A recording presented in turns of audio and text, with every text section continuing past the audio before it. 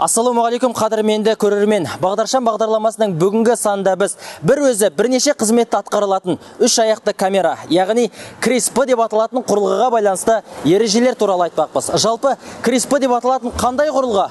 Оның негізгі қызметі қандай? Және ол қай жерлерге орнатылады? Міне, осындай сұрақ сіздерді мазаласа, бізбен бірге болыңыздар. Бағдарлама барысында көкейде жүрген көп сұраққа жауап ала аласыздар. Қазіргі таңда Алматы қаласы Ішкі істер департаменті әкімшілік полиция басқармасы жол полициясының қызметін жетілдіру мақсатында CRISP жылжымалы фоторадарлық кешенімен қамтамасыз етілді. Жабдық оңай құрылып, жеңіл жиналады. Бұдан былай Алматы көшелерін CRISP, яғни үш аяқты радар құрылғысы үздіксіз бақыламақ. Қадірмен көрермендер, қазір біз Алматы қаласындағы Құлжа тас жолына келіп отырмыз. Қазір өздеріңіз көріп отырсыздар, мына CRISP, яғни үш аяқты камераны полиция қызметкерлері құру үстінде. Бұның негізгі құрудағы мақсаты жылдамдықты тексеру.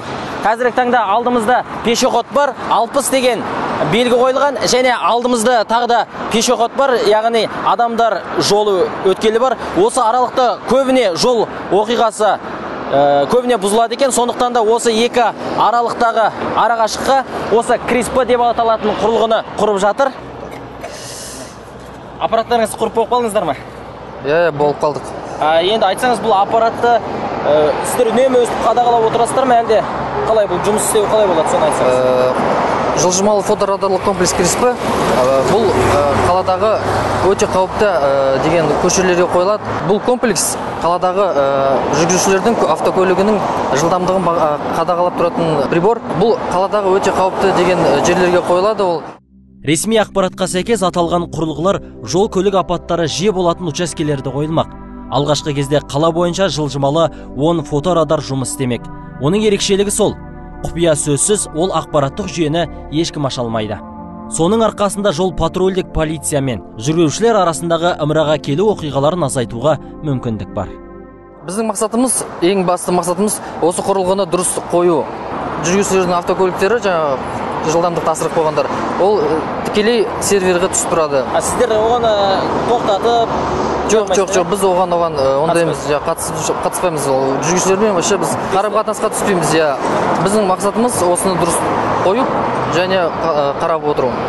Сонда бұл құрылғының бұрынғы жылдамдық өлшейтін радарлардан қандай айырмашылығы бар сонда? 21 ғасырлық прибор ғой. Бұл машинаның номерін определять етеді. Соған қатысты ол сол машинаның үйіне барады, бұл штрафшы қатты түрде. Сол үшін бұл интернет арқылы түскен жаңағы автокөліктердің үйіне барып тұрады сразу. Адамның өмірі баға жетпес қазына. Миллиардтаған ақшаңыз болса да, өміріңізді сатып ала алмайсыз. Ол Алланың еншісінде. Біздің өміріміз өлшеулі ғана бола тұра, кей жағдайда өзімізге өзіміз қастық қылып жатамыз. Мәселенің соның бірі жол апаты. Жол апатын адам әдейі жасамайды, оқыстан болады. Ал оқыс оқиғаның өзіміздің жасаған қателіктеріміздің салдарынан болады.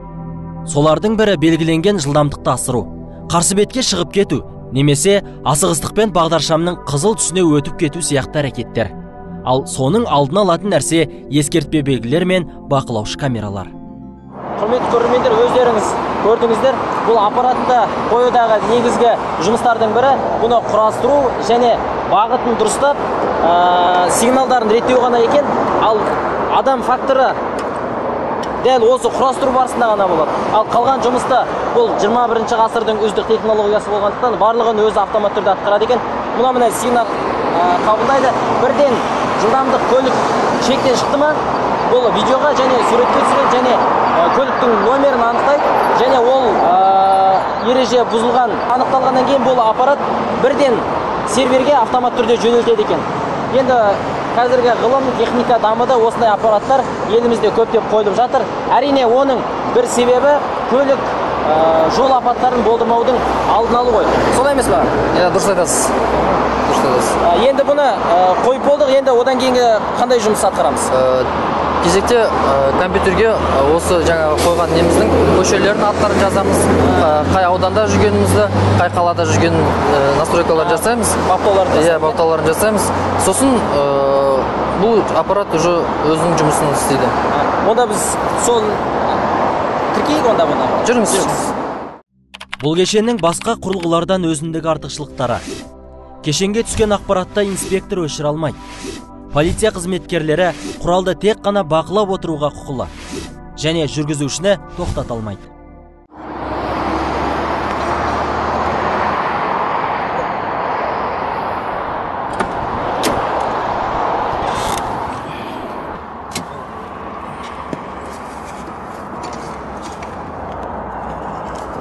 Біз қазір осы құрылғының баптауларын жасап жатырмыз. Жаңағы сеттерін дұрыстап, интернетпен түскен машиналардың интернетпен сразу баратын нелерін жасап жатырмыз.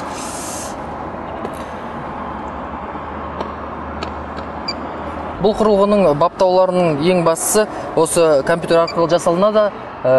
Ішіндегі программасы бар. Сол программаны қосамыз. Бұл программада ең бастысы осы құрылғыны қойған көшесін жазамыз. Қай ауданда тұрғанын жазамыз. Сосын қай қалада орналасқан. Одан кейін осы жердегі жаңағы жылдамдықтың көрсеткішін жазамыз. Сосын сол баптаулардың бәрін жасап болғаннан кейін бұл қосамыз. Бұл уже автоматты түрде өзі жұмыс істей береді. Құралды пайдалану кезінде адам факторларына мүлдем жол берілмейді. Яғни, жол полициясының инспекторы жүргізушілермен тікелей қарым-қатынасқа түспейді. Ал жол шетіне орнатылған қондырғы жол қозғалысы ережесін бұзу жөніндегі ақпаратты автоматты түрде фото, бейне жазба түрінде тіркейді, өңдейді және жинақтаушы флеш картаның көмегімен интернет арқылы ақпаратты өңдеу орталығына жібереді. Біз CRISP деген аппаратты орнатып, байланыстарын нақтылап болғаннан кейін 20 минуттай уақыт өтті. Міне осы аралықта жол ережесін бұзған 7 көлік тіркеліп үлгеріпті. Оның 6-ы бірінші дәрежелі, яғни 10 МРП, 10 айлық есептік көрсеткішінде айыппұл салынды. Ал енді бір көлікке 15 айлық есептік көрсеткіш мөлшерінде айыппұл салынған екен. Енді бұл айыппұлдар бірден нақты өзінің базасына барып түсіп отырады. Бұл жерде тек қана біз мынандай компьютерлік құрылғы жүйесінде ғана бақылап отыратын көрінеді. Өзімізде көріп отырмыз.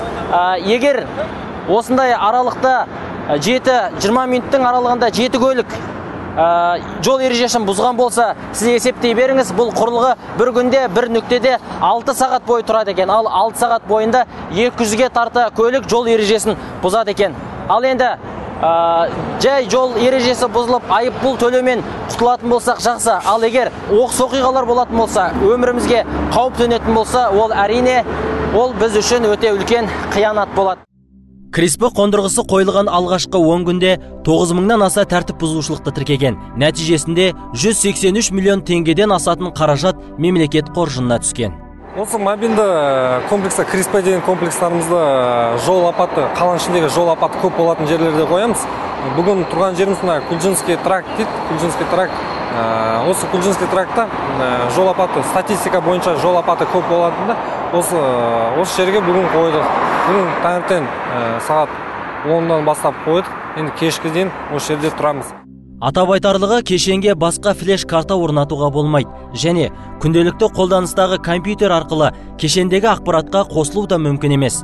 Ол аз десеңіз, кешенің жанындағы ақпарат арнайы цифрлық кодпен қорғалған. Яғни, кешендегі ақпаратты тек облыс орталығы, Талдықорған қаласындағы ақпаратты өңдеу орталығында оқуға болады. Тағы бір артықшылық, аталмыш кешен тәуліктің кез келген кезеңінде, яғни күндіз де, түнде де жұмыс істеуге қабілетті. Бұл дегеніңіз сіздің әр қадамыңыз бақылауда деген сөз. Ал ол бақылау болса, сіздің аман жүруіңізге себепкер болуы мүмкін. Олай болса, жолымыз ашық, бағытымыз анық болғай.